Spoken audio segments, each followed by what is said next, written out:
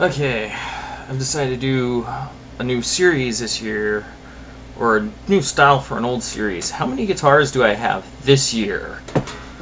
Now, the first one we're talking about here is, of course, Old Faithful 96 Fender Jag-Stang. This guitar has quite a history behind it. I always wanted one of these from the first time they came out. More reasons than just the Kurt Cobain reason. Yes, I'm a Nirvana fan, even though my playing style doesn't show it much anymore. I have my own feelings on that, you know. if you want something close to how I feel about that, just go listen to Serve the Servants and listen to the first couple bars. Teenage angst has paid off well. Now I'm bored and old. It's kind of how I feel, so that's why I don't listen to it too much anymore. There's just not a whole lot that, you know, angers me anymore, so I don't identify with it too much.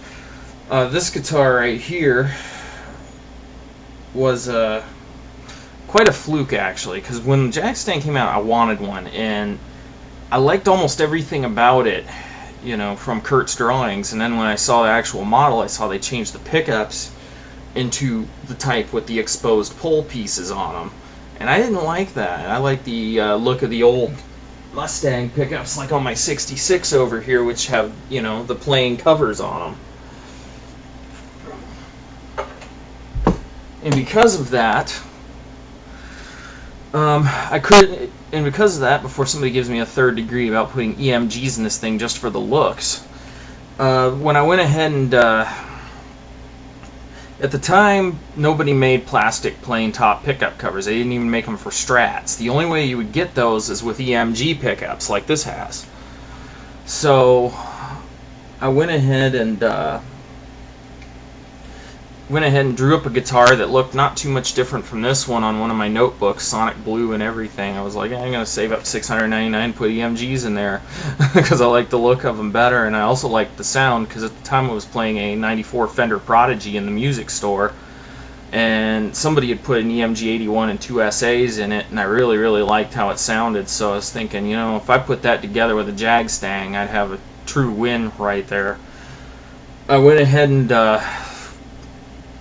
waited several years, never really got the money saved up. Different tastes in guitars, different guitars came and go in the store, 64 Mustangs, Jazz Masters, things like that.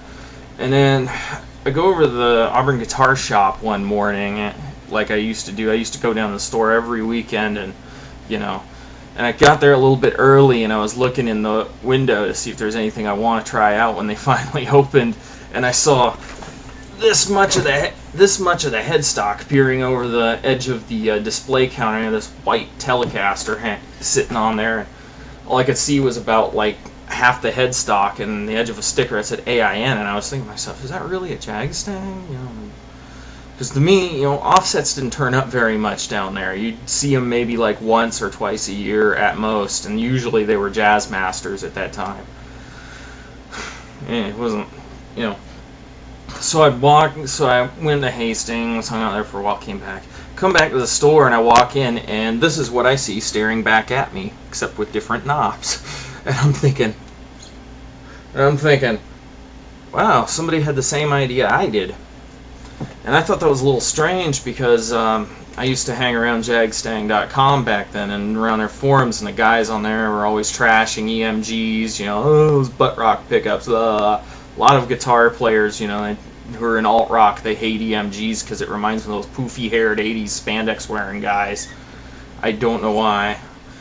I don't really care about the looks of the players, I just care about the looks of their guitars, and I always thought EMGs were a pretty fine pickup, despite what the mainstream says.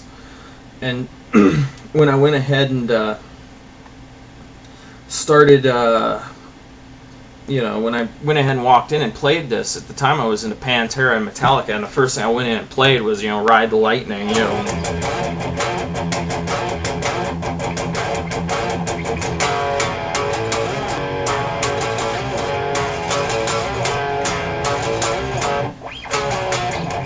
You know, started playing, you know, all the Metallica stuff, and immediately I fell in love with the sound of this thing. I mean, it was just, it's crunchy, it's aggressive, it's got that heavy, you know, heavy metal chunk to it, you know.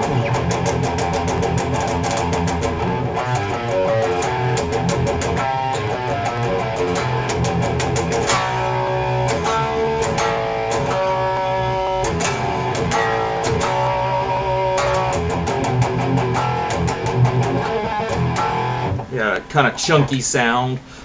That's what I liked. I was into Pantera Metallica at the time, and that's how I, fell for this guitar, was basically the sound of it. And then I tried something. I started playing, Van Halen on,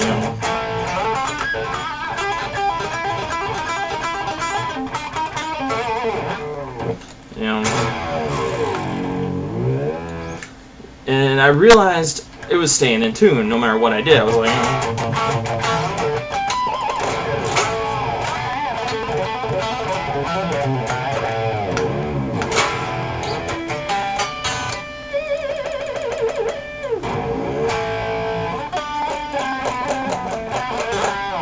except I was doing all that using this, so I was like, So what's really cool about the Jag-Stang is you didn't really need a whammy bar to use it. I mean, I could lose my bar and it still wouldn't be out, I'd still be able to go with it. So it had a lot of pluses. It had a lot of redundant abilities.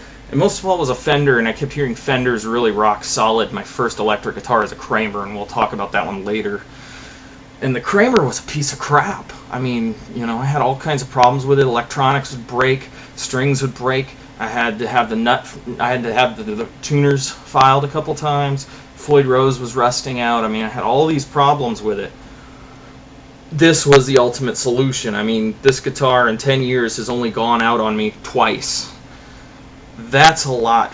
That's pretty good for a guitar, and I'm pretty rough on my gear. That said, it's pretty much a modified guitar. It's not at all stock as far as wiring is. Changes over the years. I originally had the stock white switches. I put these black ones in a few years ago to replace the originals because they were just so worn out. They would make racket when I'd flip them through the amp just really loudly. And they still kind of do, but that's just the nature of EMGs with slide switches. I put witch hat knobs on it. These are my favorite knobs. I like them because I can do volume swells with them really well.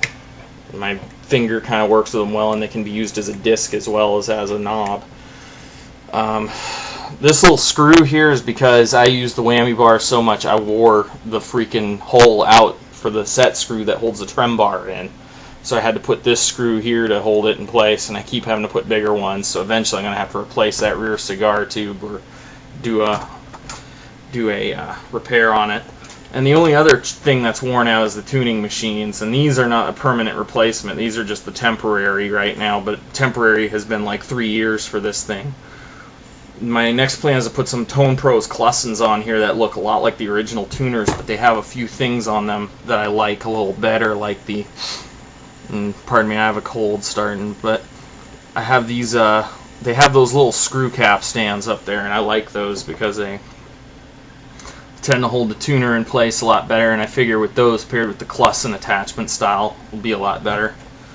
The switching on this guitar is much different than a normal Jag-Stang. For starters, and hopefully I didn't turn off my video, the neck pickup switch has been rewired. Up here sort of warms up the sound, takes out the highs, makes it kind of muffled. Down here is supposed to be a strangle switch, but it more acts like an on-off switch. And in the middle is just normal. Back here is a bridge pick. For the bridge pickup switch, this is the pickup selector. Back here is bridge pickup. This is both pickups. And this is neck pickup. And also you might notice on some of my vids I roll the volume down when I'm going to clean parts. That's so that I can keep that sharp sound with the volume turned down. And it's really nice because it allows me to get those kind of Telecaster tones off of it, And now that I'm almost up to 10 minutes here, I think I'm going to just play for the remainder of the time, and then we'll move on to the next guitar.